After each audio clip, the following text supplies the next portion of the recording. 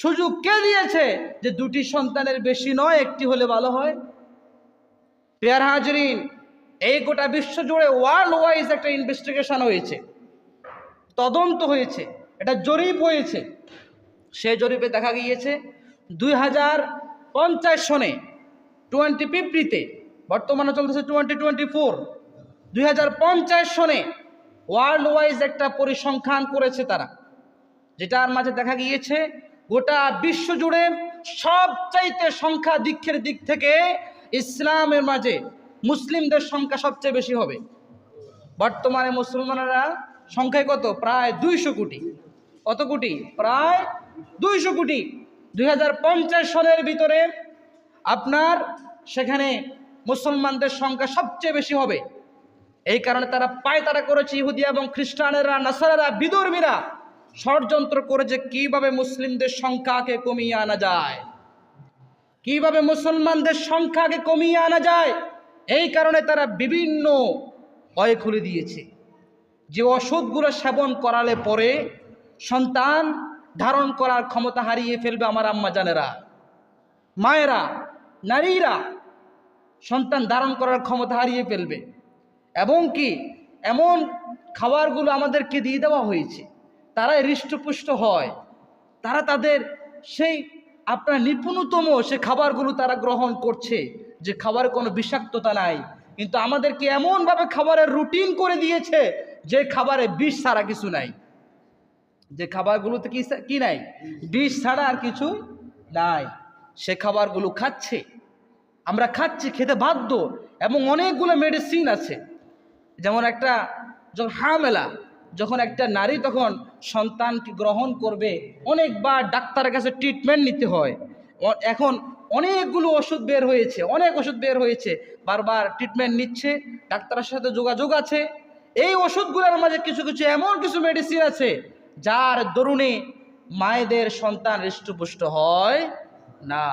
Caesar নামে যে আমাদের সমাজের মাঝে আল্লাহ প্রত্যেকটা মহল্লায়, প্রতিটি ঘরে, প্রতিটি নারীর উপরে এখন এই ব্যাধি এসে গেছে, সিজার ছাড়া হয় না।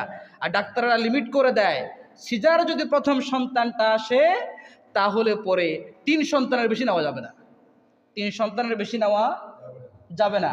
কি সিস্টেম, কি পদ্ধতি দেখছেন? প্রিয় হাজরিন, মুসলমানদের খাবারের রুটিনকে পরিবর্তন করতে হবে, কারণ কোরআন এবং সুন্নাহ কেবলমাত্র আমাদেরকে পরিশুদ্ধ খাবারের তালিকা প্রণয়ন করেছে। আমরা জানি না, বুঝি না, আমরা ডাক্তারের কাছে যাই, আমি কোন কোন খাবার খেতে হবে, কোন কোন খাবার খেতে হবে। ইসলাম বলেছে যেই সকল খাবার হালাল সেই সকল খাবারই হৃষ্টপুষ্ট হওয়ার মাধ্যম। সুবহানাল্লাহ। আর মুসলমানরা কি এখন দৈনিক রুটিনের মাঝে খাবার হালাল বেশি খায় নাকি হারামে ভরপুর? হারামে ভরপুর।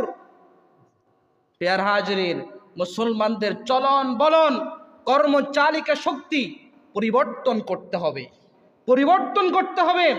আল্লাহর নবী সাল্লাল্লাহু আলাইহি ওয়াসাল্লাম মুসলিমদের সংখ্যাধিক্যের মাঝে, উম্মতের আধিক্যের মাঝে আল্লাহর নবী সাল্লাল্লাহু আলাইহি সাল্লাম তিনি নিজেও শ্রেষ্ঠ। কারণ উম্মতে মুহাম্মদী ছাড়া কোনো উম্মাহ এই পৃথিবীতে এত সংখ্যাধিক হয় নাই। মুহাম্মাদুর রাসূলুল্লাহ সাল্লাল্লাহু আলাইহি ওয়াসাল্লামের উম্মত বেশি নাকি অন্য অন্য জামানার নবীদের উম্মত বেশি ছিল? মুহাম্মদ মুস্তাফা সাল্লাল্লাহু আলাইহি সাল্লাম আমরা আমরা আমরা সংখ্যাধিক দিক থেকে আমরা অনেক বেশি, ঠিক কিনা? আর আল্লাহ রাসূল সাল্লাল্লাহু আলাইহি সাল্লাম বলছেন, ও সাহাবারা, তোমরা অধিক প্রসবা নারীকে বিয়ে করো, চেষ্টা করো অধিক প্রসবা নারীকে বিয়ে করতে। ইয়া রাসূলুল্লাহ, ইয়া হাবিবাল্লাহ, বিবাহের আগে একজন কুমারী নারীকে আমরা কিভাবে বুঝবো অধিক প্রসবা নারী?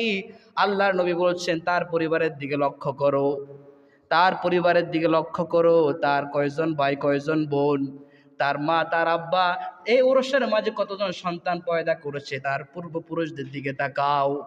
যেই নারীটা অধিক প্রসবা নারী সম্ভাবনাময়, তাকে তোমরা বিবাহ করতে চেষ্টা করো, কারণ কিয়ামতের ময়দানে আমার উম্মতের সংখ্যা দিকের দিক থেকে আমি আল্লাহ তাআলার কাছে গর্ববোধ করব। সুবহানাল্লাহ। রাসূলুল্লাহ বলেছেন, যদি স্বামী আর স্ত্রী, পুরুষ এবং নারী উভয় যদি সুস্থ থাকে, সন্তান এই যে বলে কি জন্ম নিয়ন্ত্রণ পদ্ধতি গ্রহণ করার কোনো সুযোগ ইসলামে নাই। কিসের দুইটি সন্তানের বেশি একটি হলে ভালো হয়? এই মডারেট ইসলাম হয়ে গেছে।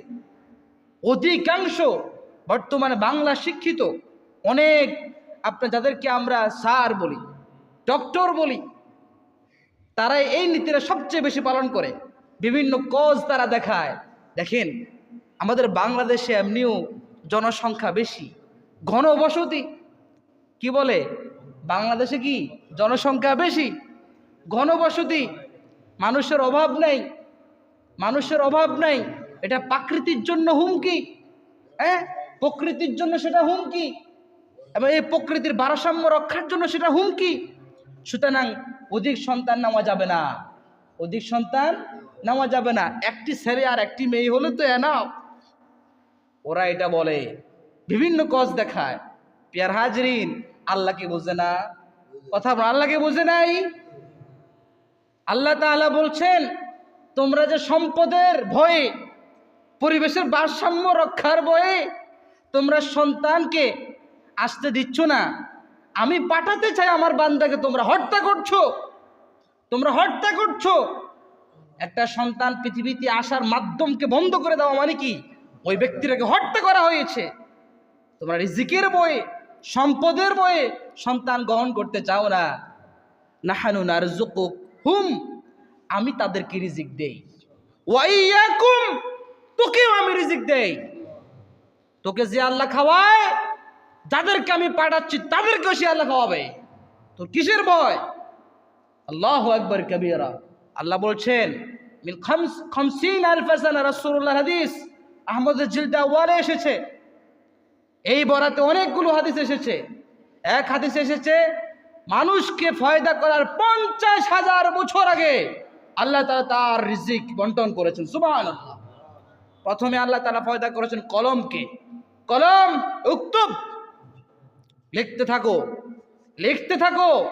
কলম তখন লেখা শুরু করে দিয়েছে। সুবহানাল্লাহ। এই পৃথিবীর সূচনা লগ্ন থেকে কিয়ামত পর্যন্ত যত মাখলুক পৃথিবীতে আসবে, কি খাবে, কিভাবে তার জীবন পরিচালনা করবে, সব কিছু কলম লিখতে শুরু করে দিয়েছে। সুবহানাল্লাহ। কলম লিখে শেষ করে দিয়েছে। আল্লাহ বলছেন বাস, বন্ধ করো। আল্লাহু আকবার কাবীরা। প্রিয় হাজরিন, আল্লাহ তাআলা এমনি এমনি আমাদেরকে পৃথিবীতে পাঠায় নাই, লাগামহীন ঘোড়ার মতো পাঠাই নাই। পৃথিবীতে মানুষকে পাঠাইয়া দিলাম, তার রিজিকের ব্যবস্থা করব না। আল্লাহ তিনি হচ্ছেন আলিমুন হাকিম, সর্বজ্ঞানী এবং প্রজ্ঞাময়। সুবহানাল্লাহ। যার জ্ঞানের পরিধি বুঝার ক্ষমতা কোন মাখলুকের নাই। আছে আমা উতিতুম মিনাল ইলমি ইল্লা কালিলা, তোমাদেরকে সামান্য পরিমাণ জ্ঞান দেওয়া হয়েছে, কারণ তোমার রবের জ্ঞানের পরিধি, প্রজ্ঞার পরিধি বুঝার ক্ষমতা তোমার নাই।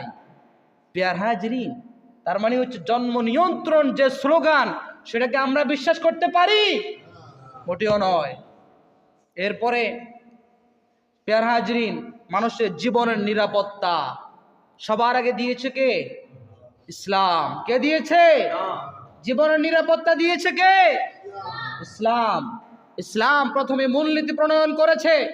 ইসলাম বলেছে মান কাতালা নাফসান বিগাইরি নাফসিন আও ফাসাদিন ফিল আরদ ফাকান্নামা কাতালান নাস জামিআ, কোন ব্যক্তি যদি অন্যায়ভাবে অন্য কোনো ব্যক্তিকে হত্যা করে, সেই জন্য গোটা পৃথিবীর সমস্ত মানুষকে হত্যা করলো।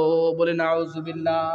ওয়া মান আহইয়াহা ফাকান্নামা আহইয়ান নাস জামিআ, আর কোন ব্যক্তি যদি অন্য কোন ব্যক্তির জীবনটাকে বাঁচাইয়া দেয়, মৃত্যুর হাত থেকে তাকে রক্ষা করে, সেই জন্য